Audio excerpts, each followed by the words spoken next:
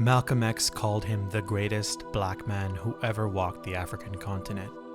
To his supporters, he was a fearless revolutionary, a leader who dared to stand up to colonial powers and demand true independence for his people.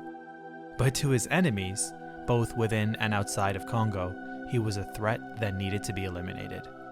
On a cold January night in 1961, deep in the Congolese wilderness, gunshots echoed through the trees. The next morning, the people of Congo woke up to the news that would shake their country and the African continent to its core. The elected leader of the Democratic Republic of Congo, Patrice Lumumba, was dead. The official version of events that took place on the 17th of January 1961 claimed that Lumumba had escaped custody and was subsequently killed by some villagers trying to recapture him. But the Congolese people, the United Nations, and many others across the world doubted this version. There were rumors that larger forces were at play, and that if Lumumba was allowed to succeed, it may change the face of Congo and the African continent forever. But it would be another 61 years before the truth came out, the truth I want to share in this story.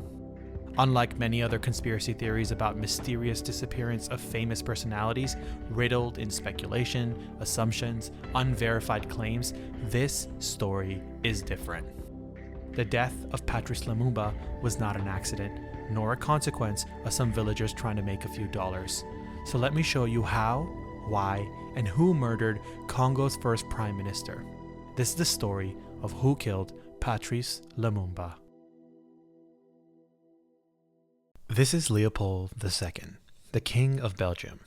Belgium in the late 1800s, unlike its European neighbors, was young, relatively small, and had no colonies. So Leopold approached Spain, France, and several other colonial empires to see if they'd be willing to sell some of their territories. But everyone turned him down. This is when he looked towards Africa. So in 1885, King Leopold II took control of Congo, calling it, ironically, the Congo Free State. The thing is, Leopold didn't conquer Congo for the Belgian state, but rather he controlled it privately as his personal fiefdom. What's even more strange is that he never personally stepped foot in Congo. Over the next 20 years, Leopold's rule was brutal. His actions led to the death of millions of Congolese people. In fact, his mass exploitation and forced labor got so bad that in 1908, he was ultimately forced to give up control of the Congo Free State to the Belgian government, who renamed the territory Belgian Congo. Unfortunately, despite the transfer of power from King Leopold II to the Belgian state, many of the same abuses continued. And it was under this backdrop, in 1925, that Patrice Lumumba was born. As a child, Patrice was intellectually curious and outspoken. Unlike many of his peers, he questioned why the white Belgians had all the power and Congolese were forced into low-wage jobs.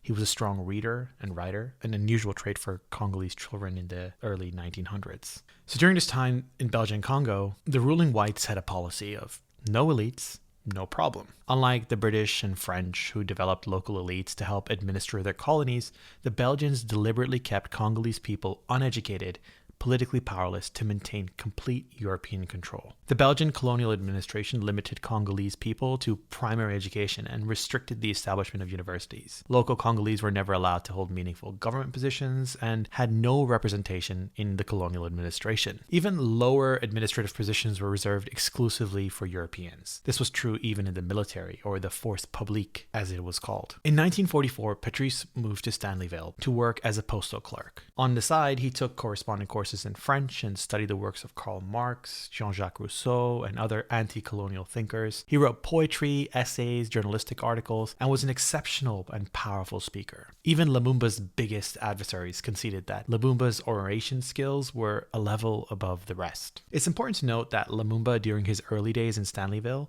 was far from revolutionary. Despite reading the works of revolutionaries, he was a pragmatist. In fact, he even went through the effort and humiliation of becoming an évalué. An évalué is a French word for evolved or civilized. They were considered model Africans who were westernized, adopted European customs, language, and behavior. The process of becoming an évalué was intrusive, evaluating every aspect of your life, your work, your family, your home. At the end of World War II, the évalué began growing in influence. So when in 1955 a Belgian professor proposed a 30-year gradual independence for Congo, there were mixed reactions. Patrice in particular was firmly against this and demanded immediate independence. Although he initially supported Belgian cooperation to improve the lives of Congolese people, this view gradually shifted. He was an evalué, but despite that, he was constantly disrespected by his white colleagues and underpaid at work. In 1956, Lumumba traveled to Belgium on an educational and diplomatic tour sponsored by the state. Lumumba and the other evalués were identified as pro-Belgian, well-spoken Congolese that could advocate for the Belgian civilizing mission in Congo. It was sort of a PR campaign. But it was also an attempt by the Belgians to fortify their loyalty with the evalués and discourage them to support any sort of radical independence. However, the trip had the reverse effect on Lumumba. He went from being a moderate, somewhat pro-Belgian evalué to becoming incredibly critical of the Belgian rule. The hypocrisy and deception of the Belgians, who really had no plan of granting independence, became incredibly clear on that trip. This was the turning point where Lumumba began speaking and advocating for political change across Congo. Later that year, Lumumba was jailed for 1 year, accused of embezzling money from the post office. Now, this could be true, but some also believe that it was politically motivated as a way to silence him. It was during this time in jail where he was fully convinced that independence, and immediate independence, was the only way forward. Upon being released, Lumumba became a beer salesman, another job again reserved for evalués, traveling across the country, selling beer, of course, but also giving speeches, giving political speeches. In 1958, Lumumba founded the MNC Party, the first party that called for full national independence. In 1959, anti-colonial riots erupted in Leopoldville after the Belgian government refused to discuss full independence. But the Belgians knew that the end was near. They could no longer control the Congolese people, and the nationalist parties of Lumumba and others had gained massive support. In 1960, Belgium announced that Congo would become independent on the 30th of June, 1960. The shift from the 30-year gradual independence to this immediate independence was unexpected even for the nationalist leaders. But there was a method to this madness. We'll come back to that. Immediately after, Lumumba was elected as prime minister and Joseph Kasavubu as president of this newly formed Democratic Republic of Congo. The entire independence affair converged to a single moment. The official independence ceremony was attended by Belgian dignitaries, including King Baudouin. Baudouin, who was the great-nephew of King Leopold II, gave the opening speech, praising Belgium's colonial rule and glorifying King Leopold, completely ignoring the brutality the Congolese people had to endure. He stated how Belgium had civilized Congo and that this independence was a gift from Belgium to Congo, as opposed to some sort of hard-fought struggle. President Kasavubu followed with a polite response thanking the king and Belgium. The official program was over, but unexpectedly, Patrice Lumumba took the stage and gave a speech that likely sealed his fate. Lumumba described the brutal Belgian rule, the oppression, forced labor, and racism. He declared independence not a gift from Belgium, but a victory through struggle. The speech was electrifying. The crowd erupted with cheers. Those who were not present listened to recordings afterwards. Lumumba's speech created a diplomatic crisis.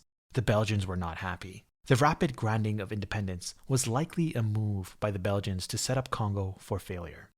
Remember the policy of no elites, no problem? Well, because of that policy, there were quite literally no qualified Congolese to run the government. In 1960, there were about 20 Congolese in the entire world who had university degrees, 2 of which became part of the first Congo government. One area of particular concern was the military. Initially, Lumumba agreed for white Belgian officers to retain their post. But by the 5th of July 1960, only 6 days after he became prime minister, there was an uprising amongst the Congolese soldiers. This led to sexual violence and killing of white Belgians in Congo.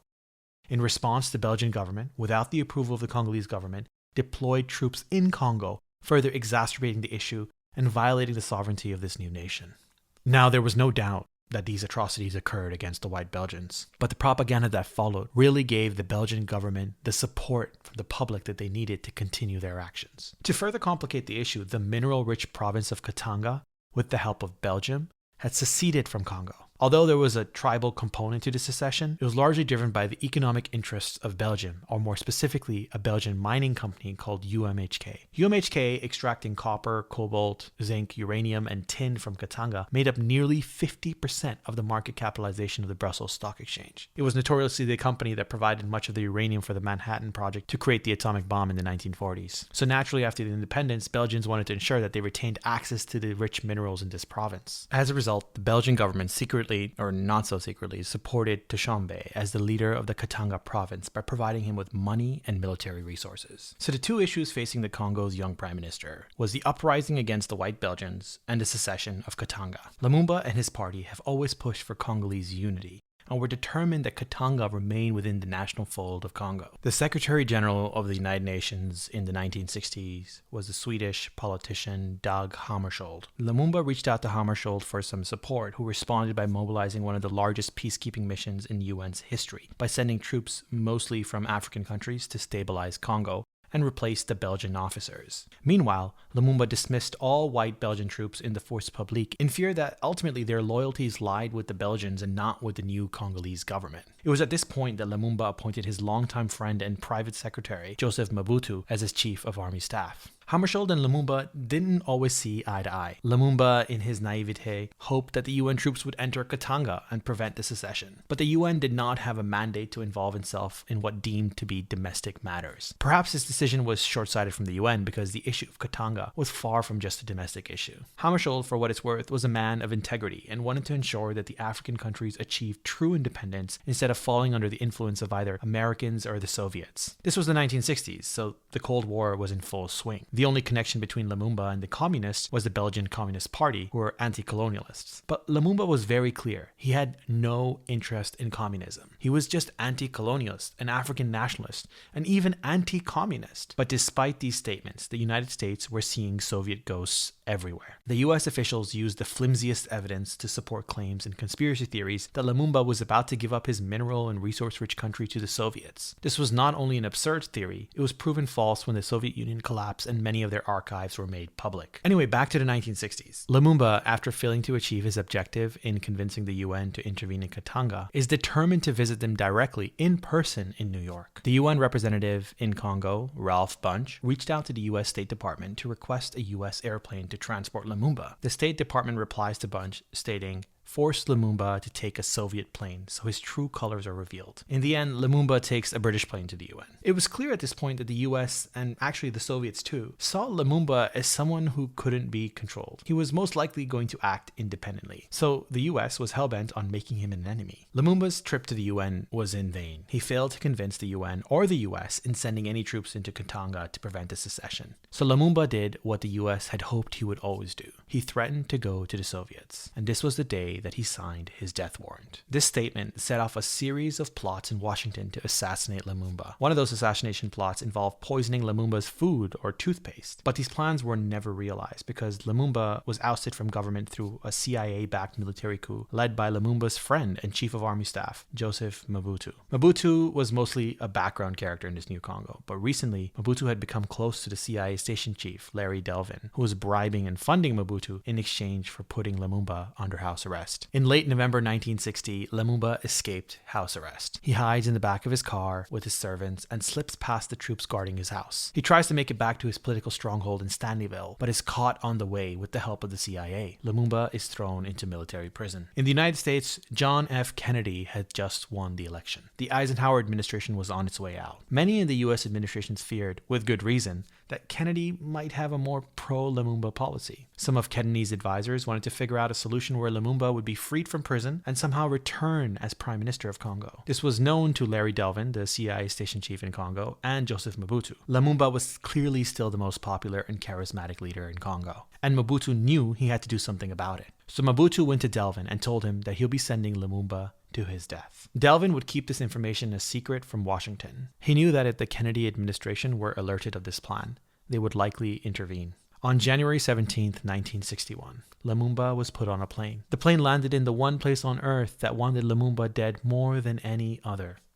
Katanga. Thrown in prison, he was tortured and beaten by both white Belgian officers and by Dushanbe, the leader of the Katanga province. For 61 years, what happens next remained a secret. The official story was Lumumba escaped in prison in Katanga and was killed by some of the villagers. But nobody bought that story. Not the Congolese people, not the United Nations, nor the rest of the world. In 1999, Gerard Soete, a Belgian police commissioner in Katanga during the 1960s, publicly confessed to the events that took place on that cold January night in 1961. In the middle of the night, Lumumba and 2 of his associates were shoved into the back of a car and driven to the middle of the forest. A few minutes later, a firing squad ended their lives. Soete received orders to leave no body and no trace. So he and his men cut up Lumumba's body and dissolved it in sulfuric acid. He kept 2 of Lumumba's teeth as a souvenir. In 2002, the Belgian government officially acknowledged its role in Lumumba's assassination. Lumumba's teeth were eventually discovered in 2016. In 2022, the Belgian government finally returned Lumumba's teeth to his family. The death of Patrice Lumumba shocked the world. In his short 35 years, he had risen from a poor Congolese boy to a symbol of African resistance against imperialism. With Western support, Mobutu went on to rule as a corrupt dictator in Congo for another 31 years. And today, Congo remains just as unstable as it was back in 1960. Could Lumumba have united Congo? Could he have been the leader that the African continent needed? We will never know. And the story of Congo does not end here. 9 months later,